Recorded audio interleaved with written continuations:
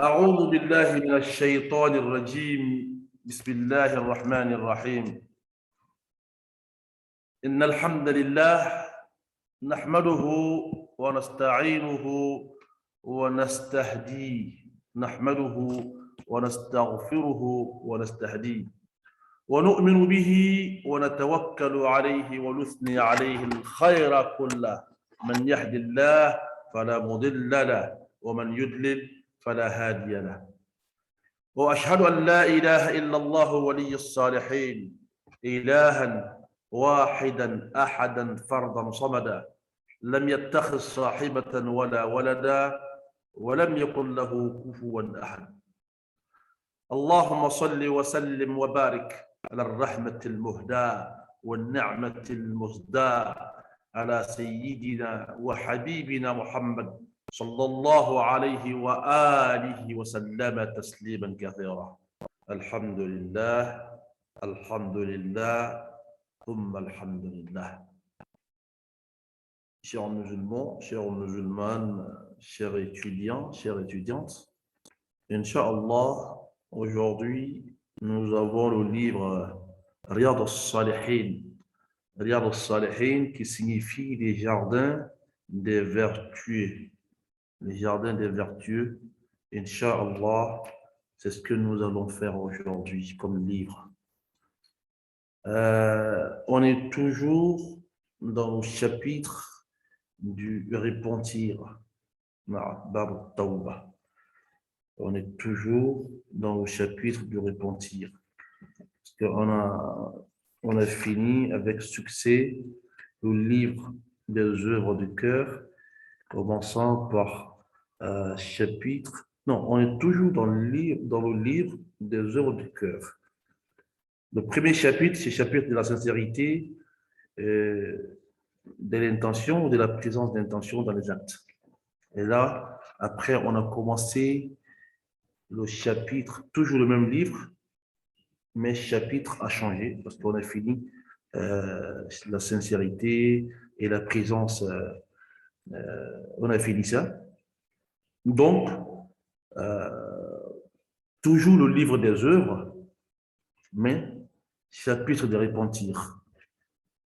Aujourd'hui, nous commençons, Inch'Allah, hadith numéro 16. Numéro 16, 1 et 6. Ce hadith qui sera le premier hadith aujourd'hui. Nous allons essayer, si le temps nous permet, de prendre 3 ou 4 hadiths. Inch'Allah. Hadith numéro 16.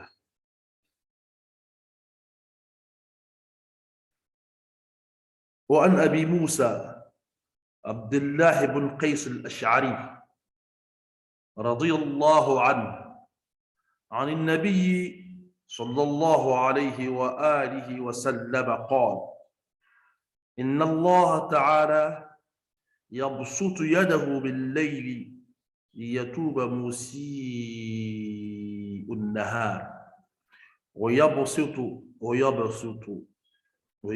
يده بالنهار ليتوب مسيء الليل حتى تطلع الشمس من مغربها. رواه مسلم. On va lire le texte du hadith.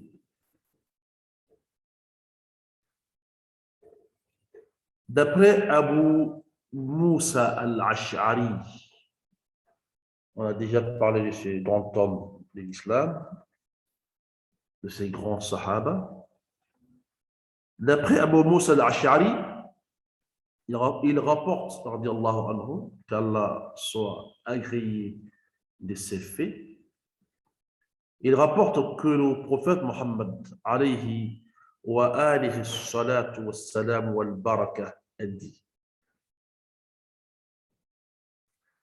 Allah, le Très-Haut, le miséricordieux par excellence et par essence, Allah le sublime, Allah le gentil, le pardonneur, Allah la paix, Allah la sauvegarde, ce grand Allah qui est plus grand que toute chose, qui a, n'est-ce pas, des très jolis noms, aussi des attributs. Allah le Très-Haut tend sa main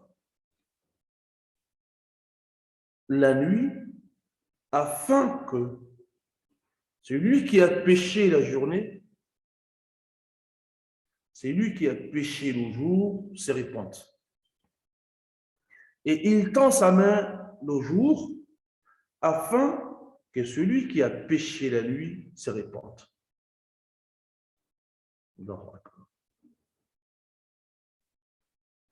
Jusqu'à ce que le soleil s'élève à l'ouest, ou le soleil s'élève au couchant.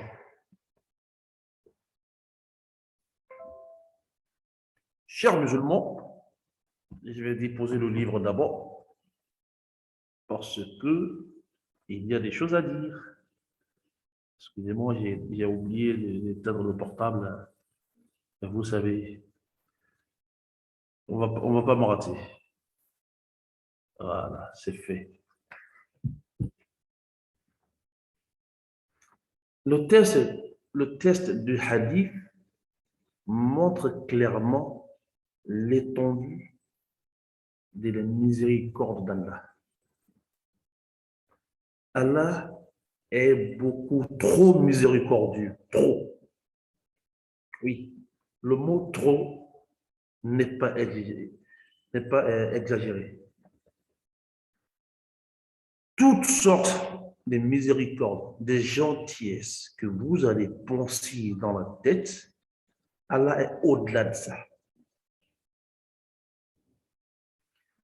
Et il nous interdit de faire des choses. Et quand on commet ces choses-là, il nous couvre.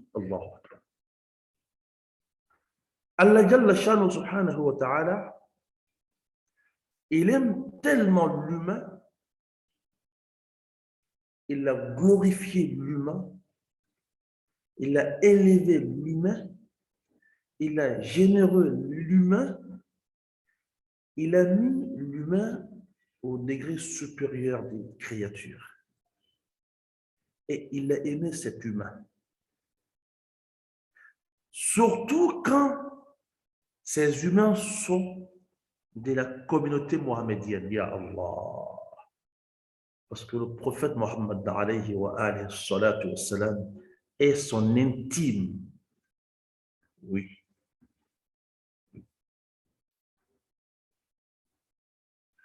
Si l'on dit d'Abraham qu'il était l'ami d'Allah, on dira de Mohammed sallallahu alayhi wa sallam wa barak qu'il était l'intime. Il est l'intime d'Allah. Qu'il soit vivant ou mort. Parce que cette intimité n'est jamais partie, n'a jamais disparu. Non. Allah Jalla Shanu subhanahu wa ta'ala, malgré que on le désobéit comme pas possible, pourtant, il nous aurait prévenu avec toutes sortes, je dis bien toutes sortes de châtiments et des avertissements pour que nous retournions vers lui sans cesse. Avec tout ça, on commet nuit et jour l'irréparable. Avec tout ça, il a dit de ne pas faire. On le fait.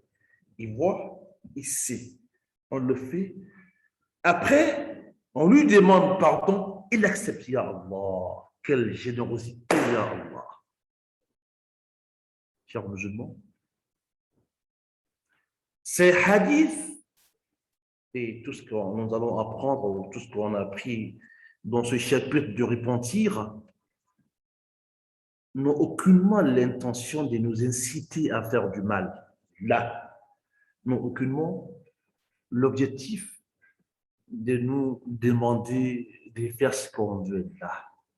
Mais ces hadiths, chers musulmans, ces hadiths ont l'objectif de dire aux musulmans que Allah, excusez-moi, que Allah, Jalla sha'nuhu, subhanahu wa ta'ala, est un Seigneur miséricordieux et est un Allah qui n'est pas semblable, est un Allah très gentil, est un Allah qui est à l'écoute des humains, qui a pitié aux humains.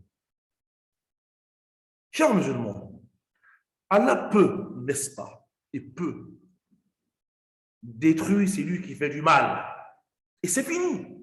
Personne ne lui demandera pourquoi tu l'as fait. Oui. Mais toujours, il donne du répit. Il donne du temps. Il donne des moments, des périodes pour qu'on puisse se repentir. Ya Allah. Quel merveilleux Seigneur, Ya Allah. Il sait que tu l'as fait. Il t'a vu faire. Ça a été écrit. Ça a été rapporté. Oui. Avec tout ça, il t'a fait la miséricorde. Il t'a fait le pardon. Il t'accorde de repentir. Ya Allah. Ya Allah. Ya men ilah. Quel Seigneur. Ce hadith nous montre que Allah ouvre largement sa main dans la journée pour que celui qui a commis des péchés la nuit se répande. Il fait autant la nuit pour que le péché de la journée revienne vers lui, se répande. Allahu Akbar. Et ça, c'est tous les jours. Jusqu'à ce que le soleil prend son envol à l'ouest, au couchant. À le jour où vous verrez cela, il n'y a plus de Tauba. Tauba est fini. C'est le pire moment que l'humanité pourrait vivre. Parce qu'en ce moment, la clémence d'Allah ne sera plus sur la terre. Ya Allah. En ce moment, c'est la colère d'Allah qui va s'abattre sur les humains. Quand vous verrez que le soleil va se lever au couchant à l'ouest, en ce moment, plus de miséricorde. C'est fini.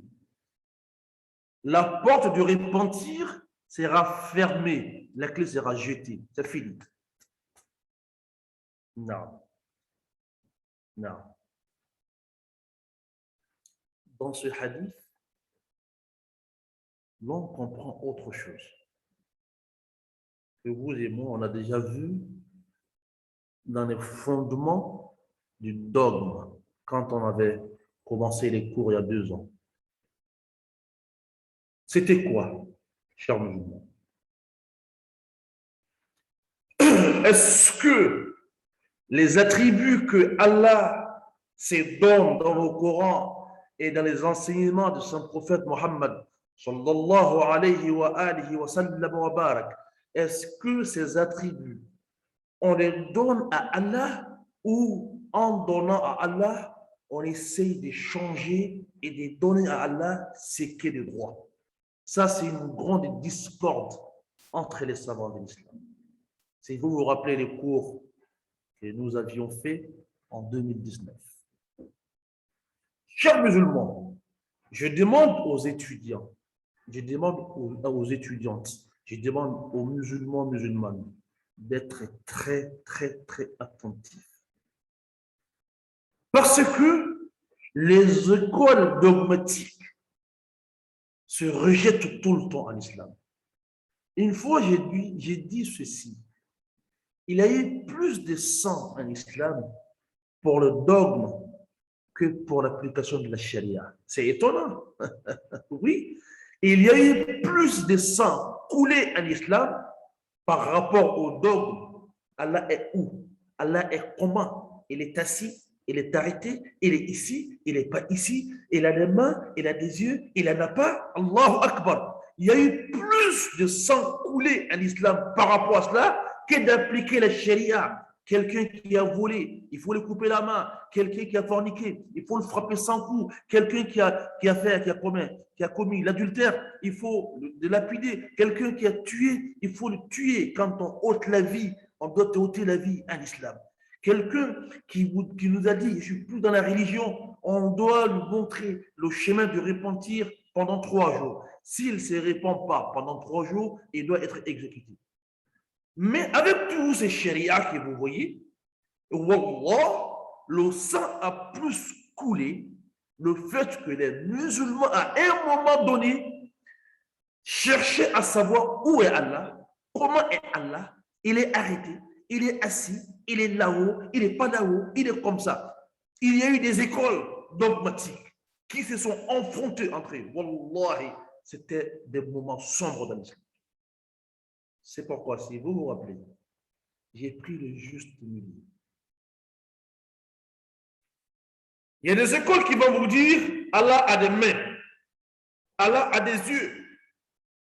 Il y a des écoles qui vont vous dire ceux qui disent que Allah a des mains, a des yeux sont kéfirs. On dit clairement sont des mécréants. Wallah. Pourtant, c'est des musulmans. Ceux qui disent que Allah a des mains, a des yeux, ils vont dire ceux qui ne croient pas à cela sont des kéfirs, sont des mécréants, sont des polythéistes. Voilà. La troisième position que j'ai choisie toujours, j'ai pris Allah de rester sur ça, c'est de dire aux deux, tu as raison, tu as raison, tu n'as pas raison, tu n'as pas raison. Moi, je crois en tout ce que Allah a dit sur lui-même. J'ai ça, j'ai pas ça, je crois. Mais je n'essaye pas d'interpréter. Je n'essaye pas. Je reste là comme le Sahaba, comme les compagnons, comme ceux qui sont venus après les compagnons. Ils lisent, ils passent. Ils lisent, ils passent. Ils ne s'arrêtent pas pour savoir où et comment. C'était la raison pour laquelle, quand un monsieur rentra dans la mosquée de Saint-Prophète Mohammed, en ce moment, c'est Imam Malik qui était l'imam des Médines. C'est celui-là même qui était dans la chaise de fatwa, de savoir. C'est lui qui donnait. Le mec qui rentre dans la mosquée, il pose la question à Imam Malik. Ar-Rahman ala al-arsh istawa. Le miséricordieux par essence s'est installé sur le trône. J'ai vu savoir Imam Malik. Comment est-ce que Allah s'est installé? Ya Allah. C'est une abomination, ça. Non. Les Sahaba ont lu, ont compris. Les Sahaba ont lu, ont compris, sont passés. C'était comme ça. Les Tabi'in, ceux qui ont vu les Sahaba ont lu, ont compris, sont passés. Ils ne se sont pas arrêtés pour savoir, il est là, il n'est pas là, il est comment, il a ça, il n'a pas ça. C'est après que les écoles sont venues nous dire ça. C'est pourquoi j'ai dit aux étudiants et aux étudiantes de faire très attention. De faire très attention. Il y a des écoles qui nous disent il ne faut jamais dire que Allah a ça ou Allah devient ça. Même si Allah te dit que lui il se met en colère, il ne faut jamais dire qu'Allah se met en colère. Oui. Quand tu leur dis que Allah dit dans le Coran, Ghayrul Maghdub, je ne voudrais pas que tu me guides vers le chemin de ceux qui ont encouru, n'est-ce pas, qui ont encouru ta colère. Ils vont dire, ah non, subhanallah, Allah ne se met jamais en colère. Oui, vous voyez comme ça va. C'est pourquoi je préfère être juste au milieu. Oui, je préfère ça. Parce que le fait que j'ai au juste milieu, je lis, je comprends, je passe. Je n'ai pas à interpréter. Oh, comment Allah s'est établi dans son trône. Il est assis, il est arrêté, il est là-haut, il n'est pas là-haut, il a des pieds, il a des mains, il a des yeux. Je n'ai pas à interpréter. Je vois, je passe. Quand je me demande, je dis Allahu A'lam.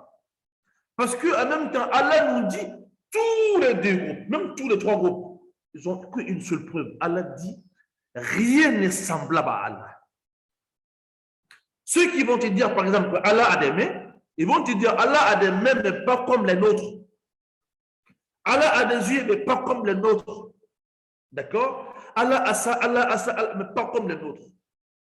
Ceux qui disent que Allah n'a pas, et ils disent, On ne peut pas dire à quelqu'un qu'il a ça et dire après, pas comme les autres. Il n'en a pas. Est-ce qu'on se comprend un peu? C'est les mêmes hadiths, les mêmes versets que les deux prennent pour se combattre. Wallahi, quand vous rentrez dans ça souvent, vous ne vous en sortirez jamais. Parce que il y a eu tellement de sang coulé par rapport à cela. Seul Allah pourra juger. C'est pourquoi je vous demande d'être juste au milieu. Lui qui n'était pas à la droite, il dit ah d'accord. Lui qui n'était pas à la gauche, il dit ah d'accord. Ta conviction est que tout ce que Allah a dit de lui, c'est vrai. Comment, je ne sais pas. Donc, comment est-ce qu'ils vont, les deux groupes vont, n'est-ce pas, traduire ce hadith? Le premier groupe va te dire, oui, Allah a des mains. Allah ouvre sa main pendant le jour pour que celui qui a péché la nuit se répande. Quand je tourne mes mains, c'est pour que tu viennes vers moi. Allah ouvre sa main la nuit pour que celui qui a fait péché le jour revienne vers lui. Ceux qui disent qu'il n'en a pas, et ils vont dire, Allah ne parle pas des mains, c'est du métaphore. C'est l'éloquence en langue arabe. Allah veut dire que ses pouvoirs sont étendus pour celui qui voudrait repentir. Est-ce que vous comprenez déjà? Le problème qui arrive. Pour sortir de là, on lit comme c'est écrit. Comment on n'a fait aucune interpolation, ni interprétation. On passe. Le prophète nous dit, dans ses hadiths, sallallahu alayhi wa sallam, Allah étend la main le jour pour que celui qui a péché la nuit se répande. Allah étend sa main la nuit pour que celui qui a péché pendant le jour se répande. Et la main, la pas main, commençait, ce n'est plus mon problème. Parce que je ne voudrais pas rentrer dans cela. Donc le repentir, la repentance, c'est une porte ouverte jusqu'à ce que le soleil s'élève de l'autre côté. Quand le soleil va se lever au couchant à l'ouest, en ce moment, il n'y a plus de tawbah. Sachez, chers musulmans, que Yawm al-Qiyamah, la vie ne prendra pas fin sur des bonnes personnes. Ce sont les pires qui resteront. Quand le soleil va se lever au couchant à l'ouest, il ne restera plus de bonnes personnes sur la terre, mais des personnes pires, méchantes, mécréantes. Non. Qu'Allah nous épargne, chers musulmans. Après, on a un deuxième hadith. On va essayer d'aller. Je vais essayer d'aller un peu vite pour finir les 3 hadiths ou les 4 si je peux. Le premier, c'est Abu Musa al-Ash'ari qui nous relate. Le prophète a dit, alayhi wa alayhi salatu wa salam wa al-baraka, Allah tend sa main afin que celui qui a péché le jour se répande. Donc, après, Allah tend sa main, aussi Allah tend sa main afin que celui qui a péché la nuit se répande. Donc, la nuit, il tend sa main pour le péché du jour. Le jour, il tend sa main pour le péché de la nuit. Jusqu'à ce que le soleil se lève, n'est-ce pas, au couchant à l'ouest. En ce moment, il n'y a plus de repentir possible. La porte de la repentance sera fermée. Non. Hadith numéro 17. Hadith numéro 17. C'est le hadith d'Abu Huraira. On connaît très bien Abu Huraira aussi. Qu'est-ce que Abu Huraira nous dit ici? وأن أبي هريرة رضي الله عنه قال رسول الله صلى الله عليه وآله وسلم وبارك عدد خلق الله ورضا نفسه وزينة عرشه ومداد كلماته من تاب قبل أن تطلع الشمس من مغربها تاب الله عليه رواه مسلم. Ce hadith aussi a été rapporté par Imam Muslim dans son contenu. Abu Huraira nous dit, j'ai entendu le prophète dire, sallallahu alayhi wa alihi wa sallam, celui qui se répand avant que le soleil ne s'élève à l'ouest, verra son repentir accepté par Allah. C'est le même sens que celui que nous venons de lire. Hadith numéro 3. Vous voyez-les?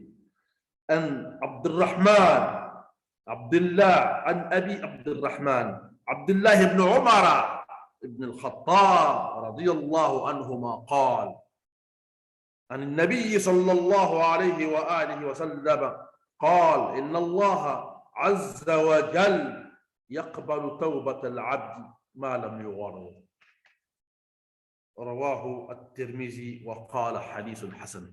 Maintenant, ça va changer un peu, ça va nous ramener quelque part d'autre. Mais c'est toujours dans le contexte du repentir, de revenir vers Allah, de délaisser les péchés, de se purifier, de se dire qu'on n'a pas tout bien fait. Ce que j'ai fait hier est abominable. Oui, je suis un humain, je suis faible. J'ai une chair qui a été créée dans les précipitations, qui a été créée très faible devant les tentations. Oui. Alors, une fois, je me rappelle, je me repens. Ce hadith nous dit quoi? D'après Abu Huraira, radiyallahu anhu, qu'Allah soit satisfait de lui, il nous dit que le prophète Mohammed sallallahu alayhi wa sallam nous dit Allah, le puissant et le majestueux, accepte le repentir du serviteur tant qu'il n'a pas agonisé. Ça va faire deux. Allah accepte le repentir du serviteur tant qu'il n'a pas agonisé. Si vous voulez, tant qu'il n'a pas rendu l'âme. L'agonie, c'est une période qui précède la mort, juste avant la mort. Quand on rend l'âme, on est agonissant. Et quand on est agonisant, et quand on finit de rendre l'âme, on est mort. Non. Alors, ce hadith et l'autre hadith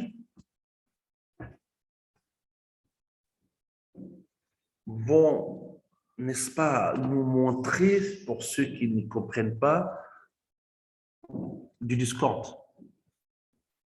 Pourtant, il n'y a pas de discorde.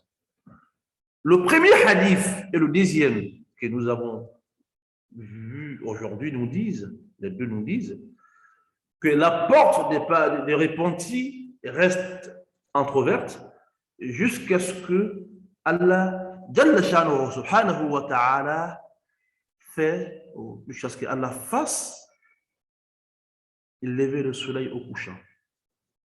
Une fois le soleil se lève à l'ouest, il n'y aura plus du repentir. Les deux premiers.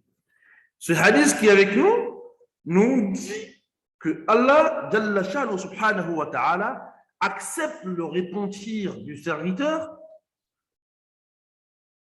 tant qu'il n'a pas agonisé, tant qu'il n'a pas rendu l'âme. Il faut une jonction de coordination entre les deux hadiths. Non. On ne va pas bifurquer. On va faire une jonction entre les deux hadiths. Le premier, ou les deux premiers, veulent nous dire que Allah, Jalla Sha'nuhu subhanahu wa ta'ala, a laissé une situation ouverte, une situation pour l'humanité entièreté, pour l'entièreté de l'humanité. Cette situation est que le repentir, la repentance, venir et revenir vers Allah reste valide jusqu'à le jour où le soleil va se lever de l'autre côté. On a bien compris ça. La situation première, est que tous les musulmans, même ceux qui ne sont pas musulmans, qui veulent se convertir en islam, la porte reste entrouverte pour qu'ils rentrent jusqu'à ce que le jour où le soleil va se lever là-bas. Il n'y a plus de repentir. Il n'y a plus. Parce que c'est ce jour-là que cette vie prendra fin. Allahu Akbar. Ça, c'est la première situation.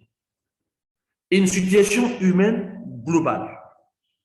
Les portes du repentir ou de la repentance restent ouvertes. Jusqu'à quand? Jusqu'à ce que l'on voit le soleil se lever de l'autre côté, de l'ouest, du couchant. La première situation. La deuxième situation, qui est une situation individuelle. Là, on va comprendre mieux maintenant. Si l'autre est une situation globale, celle-ci est une situation individuelle. Non. Mon repentir à moi, ton repentir à toi, son repentir à lui, nos repentances, c'est des portes qui restent ouvertes jusqu'à ce que la mort nous vienne. D'accord? Quand nous sommes moribonds, agonisants, mourants, il n'y a plus de repentir. Il faut revenir à Allah avant cela. Oui. Quand l'heure arrive et que nous voyons déjà Malak al-Maut, Azraïl, l'ange de la mort, et qu'il commence à faire ce que Allah lui est permis de faire, qui est de prendre les âmes, en ce moment, il n'y a plus de repentir. Vous êtes agonisant, vous êtes agonisant, vous êtes moribond, vous êtes sur le lit de la mort, vous allez mourir bientôt. C'est pas en ce moment qu'il faut se repentir, c'était avant. Donc, ce hadith qui est avec nous, le hadith d'Ibn Omar, Ibn Omar, j'ai déjà parlé de lui, Abdullah ibn Omar, n'oubliez pas que dans la science des hadiths, c'est Imam Malik, c'est la chaîne de transmission la plus correcte. On appelle la chaîne de transmission en or, al-silsila al-zahabiyya. Quand Imam Malik dit, mon maître qui est Nafi', c'est lui qui a appris Imam Malik le Coran. Quand Imam Malik me dit, Nafi' m'a dit. Nafi', il était esclave d'Ibn Omar, du fils d'Omar. Nafi' va me dire, mon maître m'a dit, Ibn Omar. Ibn Omar va dire, soit j'ai vu le prophète faire, j'étais jeune, bien sûr, ou bien mon père m'a dit que le prophète a fait. C'est la chaîne de transmission la plus authentique chez Imam Malik, même s'il y en a d'autres. Et quand vous allez un peu derrière, il y en a qui vont rajouter.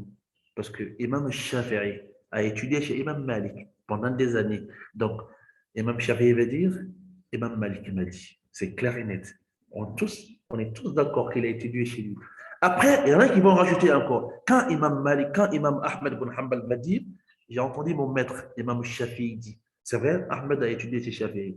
Shafi a étudié chez Imam Malik. Imam Malik a appris le Coran avec Nafi'. Nafi' était l'esclave d'Ibn Omar, du fils d'Omar. Le fils d'Omar est sahabi et son père est sahabi. Qu'est-ce que vous voyez?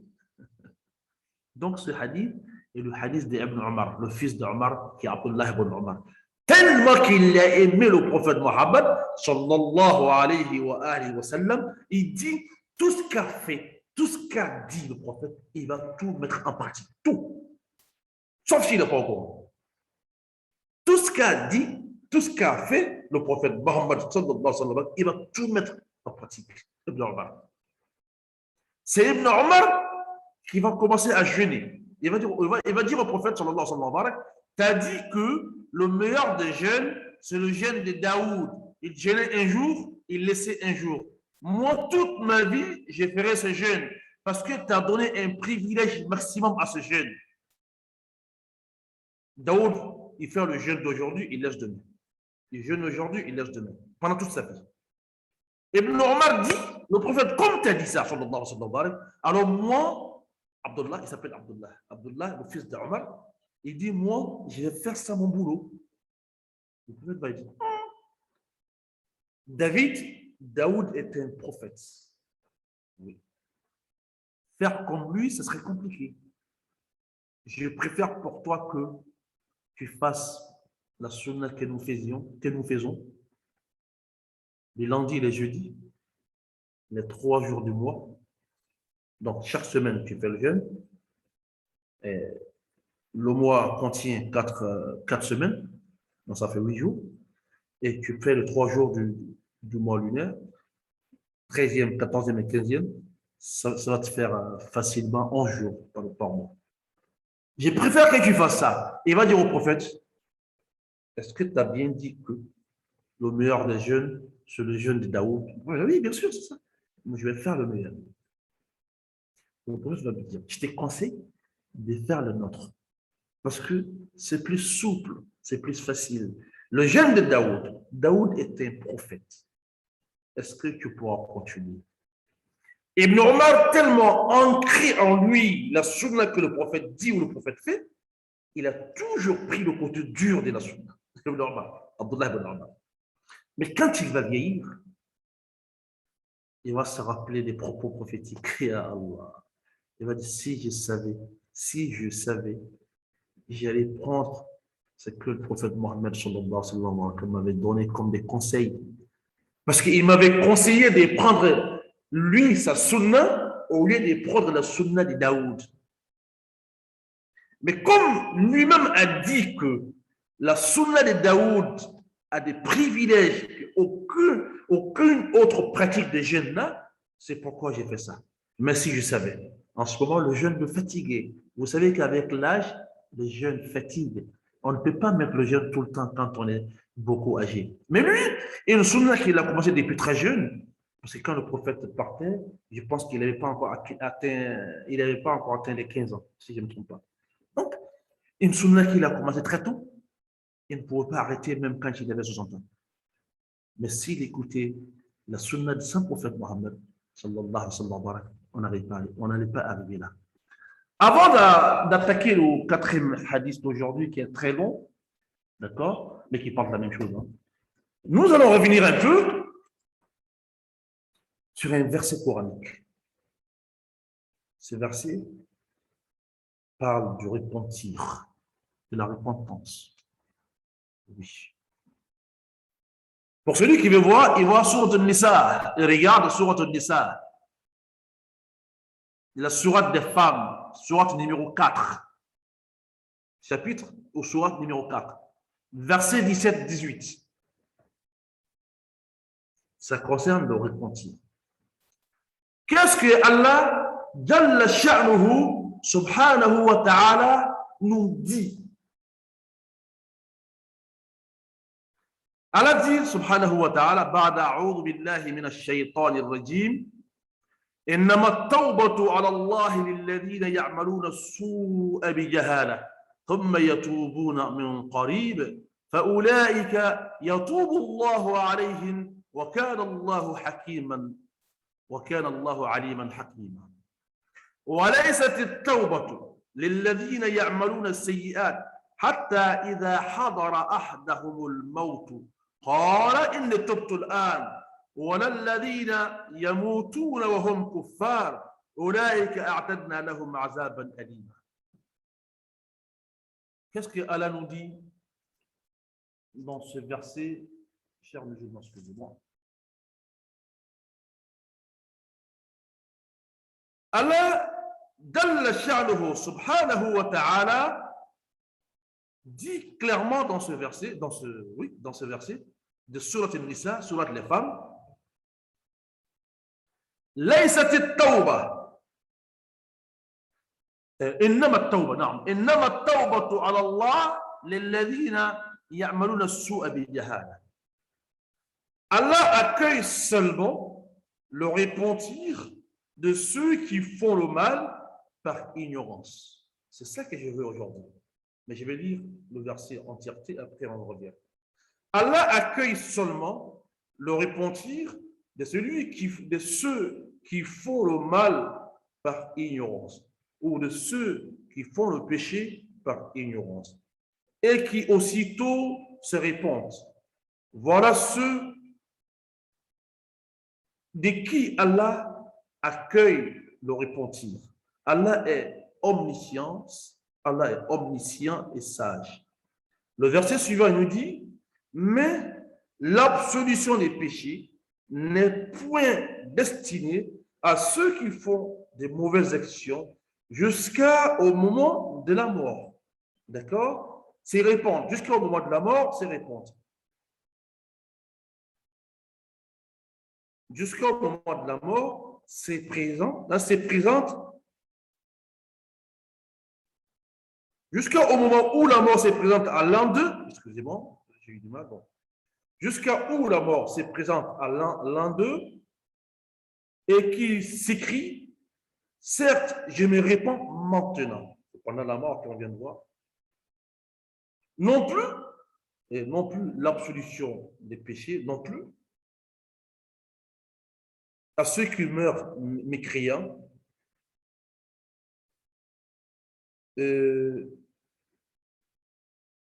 c'est pour eux que nous avons préparé les châtiments de l'heureux. C'est ce verset.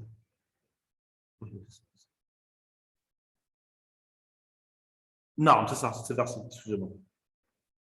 Qu'est-ce que Allah subhanahu wa ta'ala veut dire? Pourquoi j'ai pris ces versets? Parce que beaucoup de gens font le tafsir.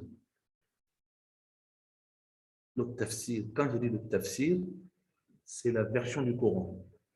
Beaucoup, quand je dis beaucoup, c'est beaucoup. Hein. Mais qui n'arrivent pas en vrai de dire la signification réelle de ce verset. Qu'est-ce que ce verset signifie?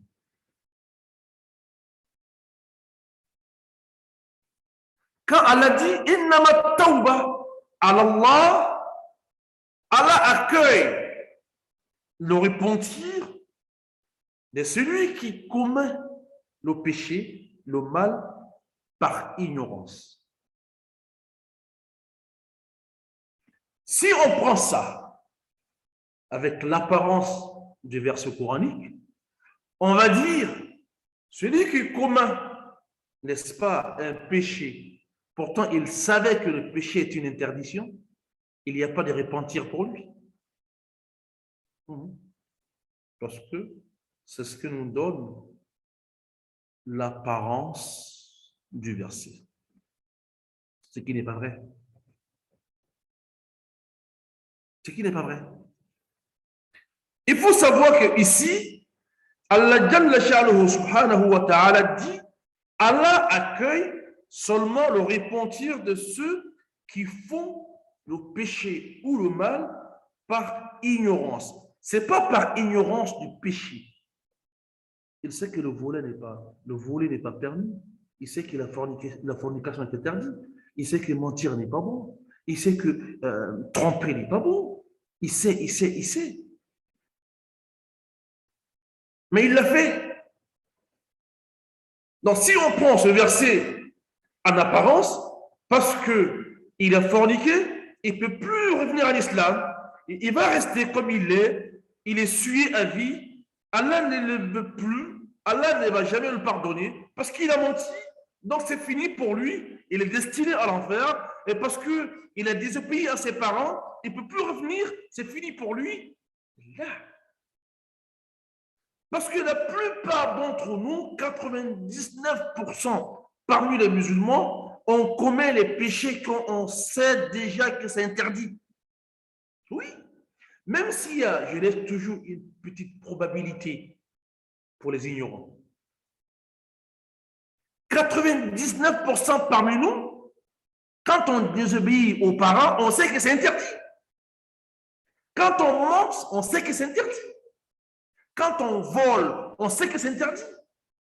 Quand on commet la fornication ou l'adultère, on sait que c'est interdit. Quand on trompe, on commet une tromperie, on sait que c'est interdit. Quand on donne des espoirs aux gens, on sait que c'est interdit. Quand on donne la sadakat, après on vient parler sur la personne, on sait que c'est interdit. Mais de quoi parle-t-on dans ce verset? C'est très important. C'est la raison pour laquelle j'ai pris ce verset. Parce que ça parle du repentir. Quand Allah nous dit, Allah accueille seulement le repentir de celui qui commet un péché, un mal, une action abominable par ignorance. Est-ce que ça veut dire que c'est lui qui a commis un péché en sachant que le péché est une interdiction? Est-ce que ça veut dire que cette personne est condamnée à vie? Là.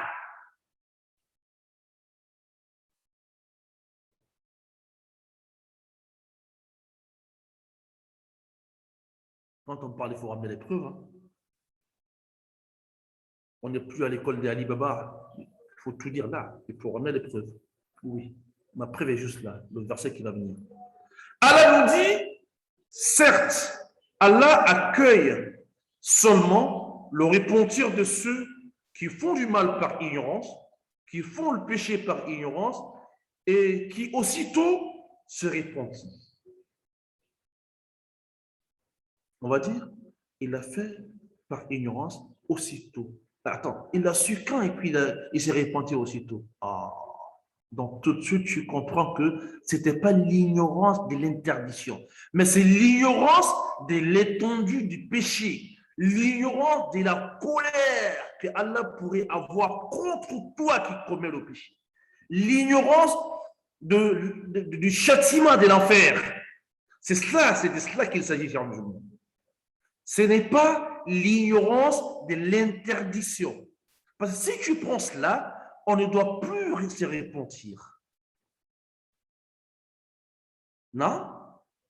Donc, aussitôt se répond, c'est-à-dire qu'il a eu un moment de faiblesse. Oui, il a fait l'abominable, l'irréparable. Aussitôt, il s'est rappelé, il dit astaghfirullah, il fait la tawbah, il ne retombe plus dedans. Allah dit encore dans ce même surat Tawbah, je pardonne à ceux quand ils commettent une saleté, une souillure, un péché, ils se rappellent d'Allah après l'avoir commis. Et ils demandent pardon à Allah de ce qu'ils ont fait, de ce qu'ils viennent de faire. Et moi, Allah, j'absous tous les péchés. Ça veut dire qu'ils savaient très bien c'était quoi le péché. C'est interdit, mais ils l'ont fait. Je n'incite personne à faire le péché. Mais seulement, je voudrais détailler la charia comme elle est. La loi islamique comme elle est. Je ne voudrais pas que ça vienne dans la tête. Ah non, non, non, Imam Kamara voudrait qu'on tombe dans là. Loin de moi cette idée. Mais mon objectif est d'expliquer, de donner la vraie version de la chose. Allah dit à la fin du verset, ceux qui se répondent après avoir su tout de suite, ah, j'ai pas bien fait hier, oh là là, j'ai fait ça, c'est interdit. Moi, Allah, j'accepte leur repentir, car Allah est omniscient et sage. Le verset suivant, verset 18 de même sourate, il va dire l'absolution des péchés n'est pas acceptée à ceux qui commettent des péchés, l'irréparable, l'abomination, jusqu'à ce que la mort se présente à eux. Quand la mort est présente, et il voit qu'il n'y a plus d'issue, il va mourir, et il voit déjà les châtiments qui lui sont préparés, parce qu'il n'a pas cru, parce qu'il est resté dedans. La croyance est une chose, commet les péchés est une autre chose. Quand on commet, il faut quitter dedans avant que la mort n'arrive.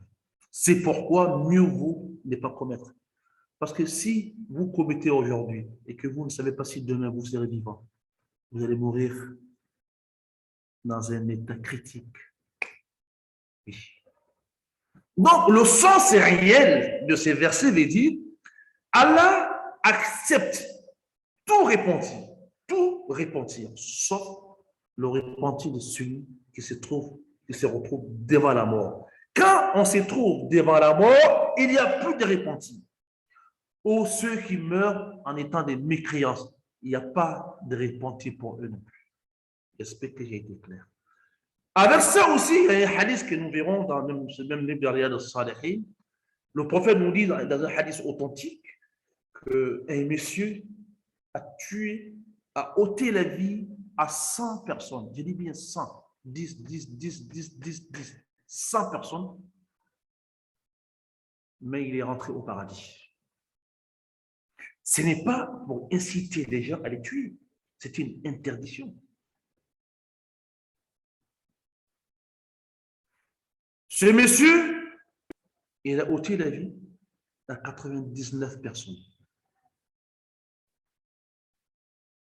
Oui. Ouais. Ne juge pas les gens. Laisse le suprême les juger. Tu sais ce que tu as fait hier, ce que tu es en train de faire, mais tu ne sais pas de quoi est fait ton demain.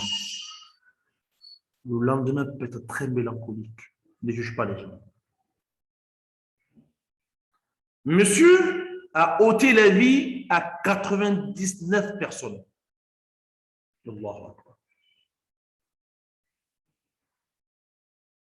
Après, la lumière de l'islam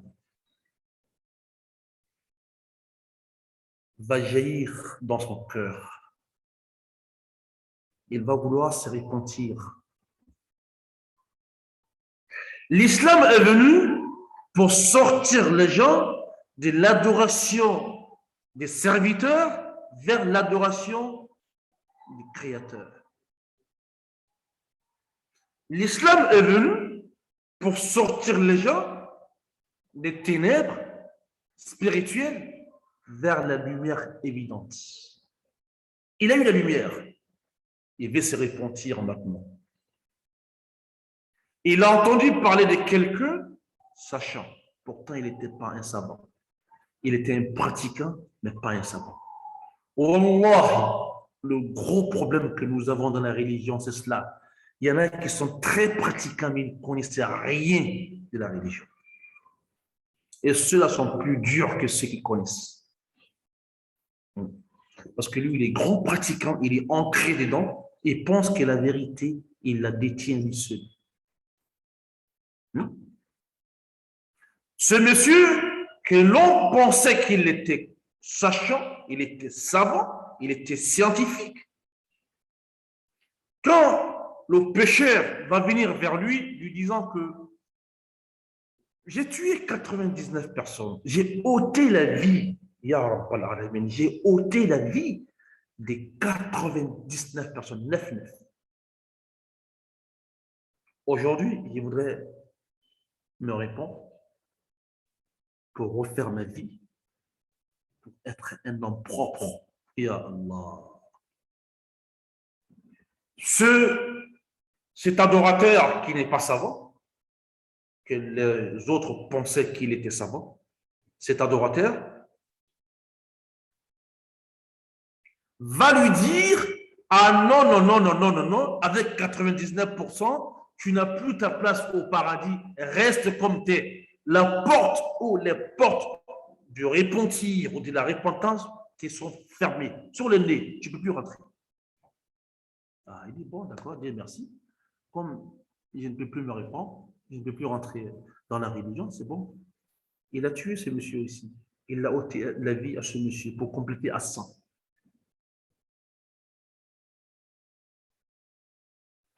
Pourquoi il aurait ôté la vie? Parce que le monsieur a donné des jugements sans savoir. Méfiez-vous de ça. Ceux aujourd'hui, on voit sur les réseaux sociaux partout, ils donnent leur avis sans fondement, sans une science. Les lois en islam sont rédigées, sont encadrées. Tu ne peux pas venir dire ce que tu veux de l'islam sans, n'est-ce pas, boire de cette eau de savoir. Il faut avoir le minimum de bagages intellectuels, des bagages scientifiques pour pouvoir parler des jugements en islam. Aujourd'hui, on voit tout et n'importe quoi. Lui, il s'élève aujourd'hui, ça c'est mieux, c'est pas mieux. On dit du n'importe quoi. Personne d'entre nous n'a ce savoir qui donne la possibilité de dire oui ou non. Ya Allah. Mais aujourd'hui, on est tous des juges. Oui. Allez-y sur les réseaux sociaux. On a tous ce titre d'imam. Ah oui, je suis un imam. Même la Fatiha, elle n'est pas propre quand on dit. Oui. Ce monsieur qui était un très grand adorateur, mais il n'était pas un savant, dit au péché, au tué, non, non, non, non, non. Les portes du paradis te sont fermées. Tu ne peux plus rentrer au paradis. 99 personnes, ah, c'est fini ça. Tu es destiné à l'enfer. Il dit, bon, d'accord, comme c'est ainsi, ben, je n'ai plus d'espoir. Il complète à 100. Non. Il va rester comme ça, mais toujours la lumière est là, la lumière jaillit dans le cœur. Il ne peut pas rester indifférent. Il va commencer à chercher, à chercher, à chercher. Cette fois-ci, il va croiser un sachant, quelqu'un qui a un bagage intellectuel. Oui, quelqu'un qui a lu, quelqu'un qui a compris, quelqu'un qui a vu, quelqu'un qui s'est assis sur les chiours, qui a appris. Parce qu'aujourd'hui, on est trop précis. On n'apprend pas, on est imam. On n'apprend rien, on est grand prédicateur. On ne connaît rien, on veut tout dire. Wallah, souvent, quand on écoute des fatwas, des jugements donnés, souvent on a mal à la tête. D'où ça sort? Quand il va arriver sur celui-là, ce savant, il va expliquer son problème. Le savant va dire, ah, Allah, ya Allah, qu'Allah fasse miséricorde à mon frère. Mon frère ne savait pas. Même si tu as ôté la vie à 1000 personnes, si tu veux te répondre, Allah t'accueille avec les bras ouverts. Oh, l'espoir renaît. L'espoir y est. Il va dire Alhamdulillah. Mais le savant va lui dire quelque chose de très important. Les 100 personnes à qui tu as ôté la vie, c'était où? Il va dire c'était ici. Il va dire ce serait mieux pour toi que tu fasses le hijra, l'immigration. Quitte ici. Ici est une mauvaise terre pour toi. Si tu te répands ici, les parents de ceux que tu as ôté la vie sont là. Leurs amis sont là. Leurs familles sont là. Leurs connaissances sont là. Ils ne vont jamais accepter ton repentir ou ta repentance. Ils ne vont jamais accepter. Ils verront en toi un meurtrier. D'accord? Le monsieur va décider de quitter la ville. Il quitte la ville. Sur la route, parce que le savant lui a conseillé d'aller dans notre ville. Sur la route, il tombe et meurt. Ya Allah. La miséricorde d'Allah. La miséricorde d'Allah. La clémence d'Allah. La compassion d'Allah, cher musulman. C'est inimaginable. Incomparable. Non. Les deux anges vont venir. Les deux groupes d'anges vont venir.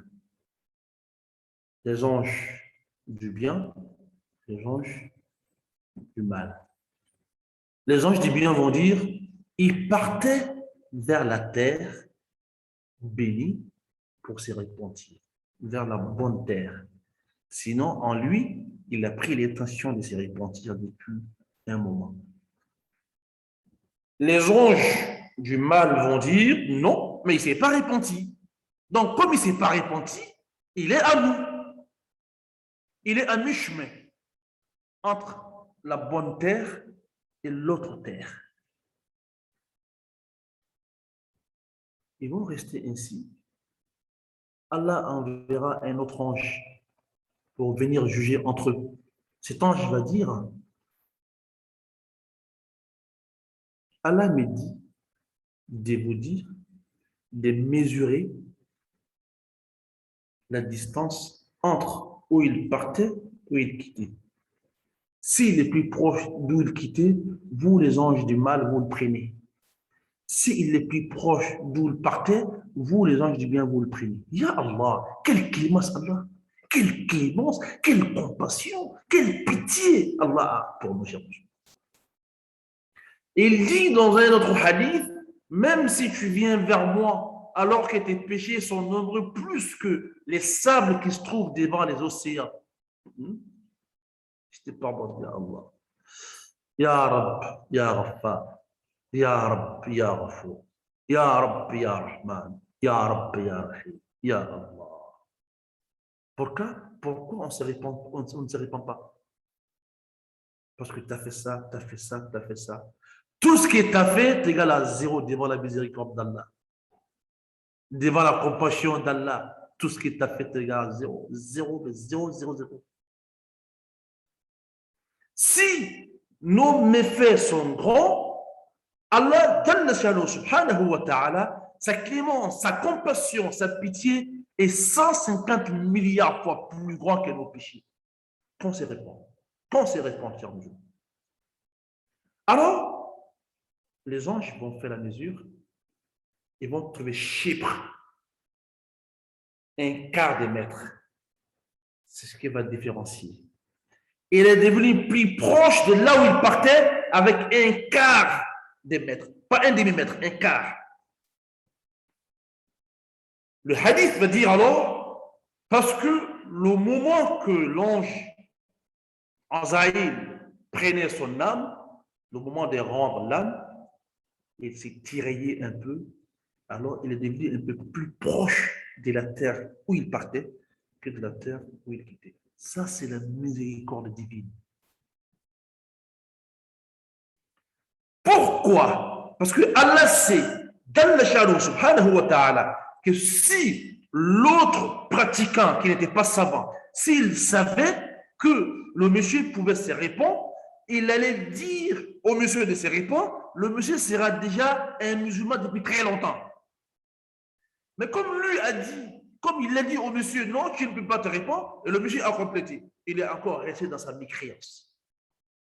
Allah sait tout, il voit tout. Il est plus clément vers nous que la maman vers son nourrisson. Non. Donc, pour compléter, monsieur qui a ôté la vie à 100 personnes sera ramené par les anges du bien, par les anges du paradis. Et le prophète va nous dire à la fin des hadiths, il sera parmi les habitants du paradis. Ya Allah, Ya Allah, Ya Allah. Qu'est-ce qu'on attend, cher musulmans? Qu'est-ce qu'on attend? Il y a des frères, quand j'étais en France, qui sont venus me voir. Imam, j'ai quelque chose de très, très, très difficile. Est-ce que je peux me répondre? Je dis, c'est quoi? Je suis homosexuel. J'ai commencé à rigoler et pensais que je me moquais de lui. Je dis, frère, l'homosexualité, c'est rien, ça. Je vais arrêter. Arrête-le, il commence. Je dis, c'est vrai. Il y a des imams qui m'ont dit la de la mosquée. Il y a des imams qui m'ont dit que j'ai pas lu de. Subhanallah. On s'est mis aujourd'hui à la place de Dieu pour juger les gens. Quelqu'un vient te voir, il fait un péché gravissime. Tu n'as pas besoin de l'incriminer encore. Non! Un imam est un médecin. Quand un souffrant vient le voir, il faut soulager sa souffrance. Imam, j'ai eu ton numéro par quelqu'un. Il m'a dit de t'appeler. Il m'a dit que tu es un doctorant. J'ai dit oui, c'est vrai, alhamdoulilah. Je vais savoir. Je suis homosexuel depuis tant d'années. Mais sincèrement, je vois que ce n'est pas bon. Est-ce que je peux commencer à rigoler, subhanallah? Toi, aujourd'hui, si tu rentres, si tu laisses tout pour dire astaghfirullah, je ne fais plus, pour faire un repentir sincère, Allah t'aime plus que moi-même. Il dit quoi? Je dis oui. Je n'ai pas la connaissance des causes. Je commence à sortir les hadiths. J'ai commencé à sortir les enseignements coraniques. J'ai commencé à sortir la vie prophétique. Il a dit Allahu Akbar. Je vais finir le cours avec ce hadith que je l'ai dit à ce monsieur aussi, qui est venu me voir parce qu'il est homosexuel. Il y a des mosquées qui ont fermé la porte parce qu'eux, ils se mettent à la place de Dieu. Moi, je lui ai ouvert les portes. Je lui ai dit, va dans les hadiths, tu vas trouver un hadith très étonnant. Vous savez, dans la famille du Saint-Prophète Mohammed sallallahu alayhi wa sallam, Hamza est son oncle direct, c'est le premier de ses oncles ou de ses oncles qui a accepté de se convertir en islam. Et Hamza était plus fort que Omar. Oui, il était plus fort que Omar, plus farouche que Omar, plus robuste que Omar. Hamza, lui seul, à lui seul, est une communauté. Hamza, radiyallahu anhu, sera tué par Al-Wahshi. Et Al-Wahshi a été envoyé par la femme d'Abu Sufyan, Hind. Hind va se convertir. Abu Sufyan va se convertir. Al-Wahshi veut se convertir, mais il veut avoir, n'est-ce pas, la confirmation du prophète. Oh Muhammad, sallallahu alayhi wa sallam, Allahumma salli wa sallim wa barik ala sayyidina Muhammad wa ala alihi wa ashabihi. عدد خلقك ورضا نفسك وزينة عرشك ومداد كلماتك اللهم صل وسلم وبارك على سيدنا محمد وآله عدد خلقك ورضا نفسك وزينة عرشك ومداد كلماتك ملء السماوات والأرض وملء ما فيهما وملء ما بينهما وملء ما شئت من شيء بعد. Oh prophète, je voudrais me convertir à ta religion, mais je trouve un verset qui dit Allah ouvre la porte des paradis à ceux qui en pensent l'islam, sauf ceux qui ont tué, sauf ceux qui ont forniqué, sauf ceux qui ont associé. Ce verset m'empêche de rentrer. Oui, c'est ce que le Wahi veut dire. Le prophète Mohammed sallallahu alayhi wa sallam répondit, non Wahi, si tu prends ces versets, t'arrêter là-bas, tu te trompes. T'as pas vu l'autre verset dans l'autre sourate, dans lequel Allah dit, moi Allah, j'accepte le repenti de mon serviteur de tout péché. Oui, je voudrais en penser, c'est Wahi. La lettre a duré 1 mois. Wahi, il écrit, le prophète répond. Wahi, il écrit, le prophète répond. Mais moi, Wahi, j'ai vu encore que Allah ne pardonnera jamais quelqu'un qui a tué une âme musulmane. Oui, Wahi, c'est vrai, mais tu n'as pas vu l'autre verset dans lequel Allah dit que Allah ouvre ses mains pour que le tueur de la nuit se répande pour qu'il l'accepte au paradis. Même si tu as tué un être musulman, une âme musulmane,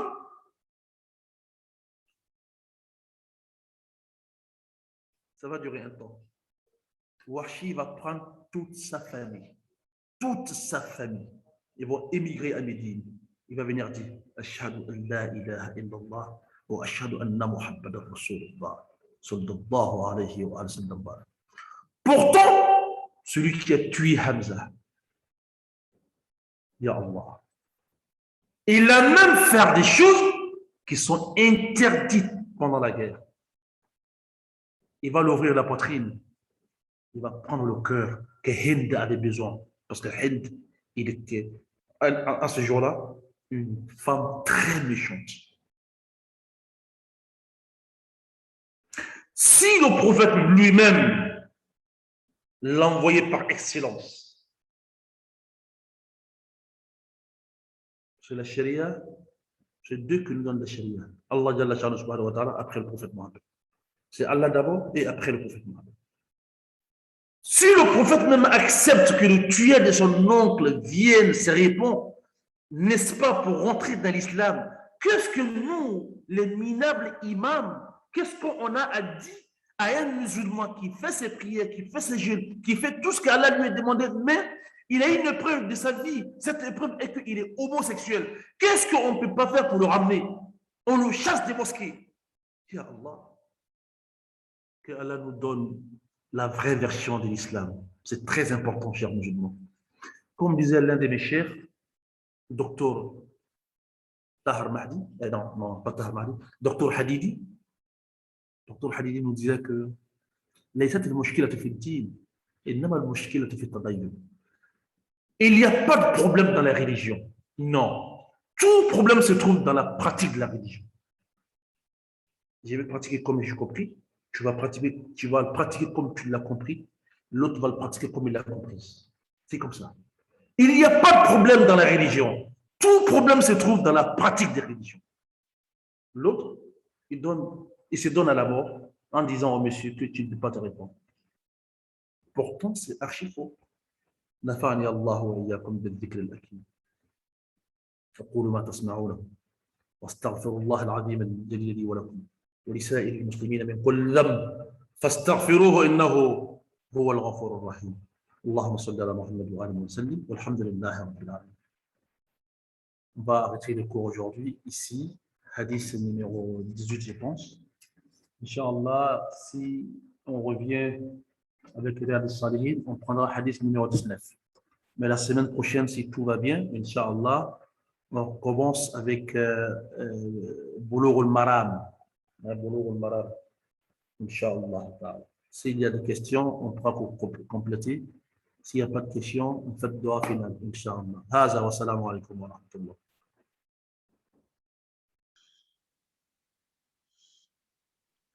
Alaykoum salam wa rahmatullah wa barakatuh. Est-ce qu'il y a des questions, chers étudiants, chères étudiantes, musulmans, musulmanes, est-ce qu'il y aura des questions?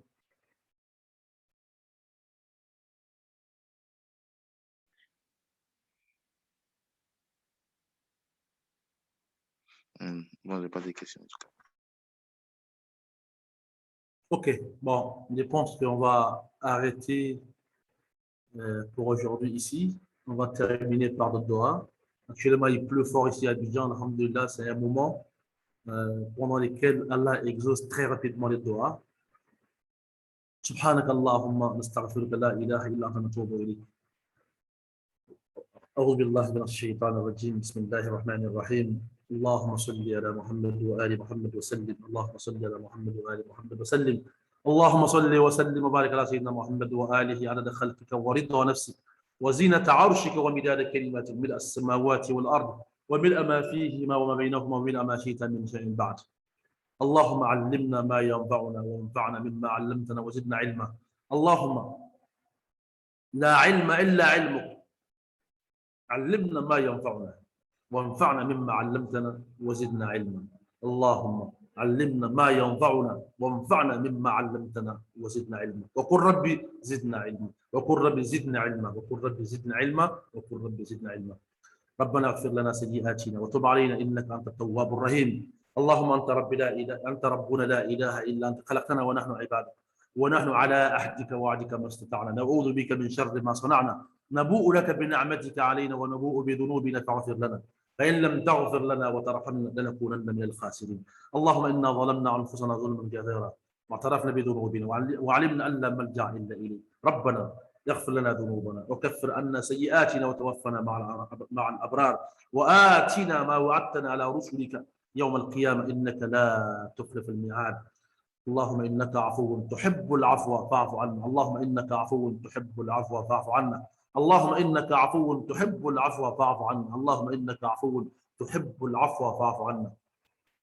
اللهم أنت خلقتنا وأنت تهدينا وأنت تطعمنا وأنت تسقينا وأنت تميتنا وأنت تحيينا وأنت على كل شيء قدير. اللهم رحمتك نرجو فلا تكلنا إلى أنفسنا طرفة عين ولا أقل من ذلك وأصلح لنا شأننا كله. لا إله إلا أنت نستغفرك ونتوب إليك. اللهم أنت خلقتنا وأنت تهدينا وأنت تطعمنا وأنت تسقينا وأنت تميتنا وأنت تحيينا وأنت على كل شيء قدير. اللهم رحمتك نرجو فلا تكلنا إلى أنفسنا طرفة عين ولا أقل من ذلك وأصلح لنا شأننا كله. لا إله إلا أنت نستغفرك ونتوب إليك. اللهم أنت خلقتنا وأنت تهدينا وأنت تطعمنا وأنت تحيينا وأنت تحيينا وأنت تميتنا وأنت تطعمنا وأنت تسقينا وأنت تميتنا وأنت تحيينا وأنت على كل شيء قدير. اللهم رحمتك نرجو فلا تكلنا إلى أنفسنا طرفة عين ولا أقل من ذلك وأصلح لنا شأننا كله. لا إله إلا أنت نستغفرك ونتوب إليك. اللهم صل. ربنا آتنا في دنيا حسنة وفي الآخرة حسنة وقنا عذاب الدنيا وقنا عذاب النار وادخلنا الجنة مع الأبرار يا عزيز يا حكيم يا رب العالمين. ربنا لا تزغ قلوبنا بعد إذ هديتنا وهب لنا من لدنك رحمة إنك أنت الوهاب. اللهم إنك عفو تحب العفو فاعف عنا. اللهم إنك عفو تحب العفو فاعف عنا. اللهم إنك عفو تحب العفو فاعف عنا.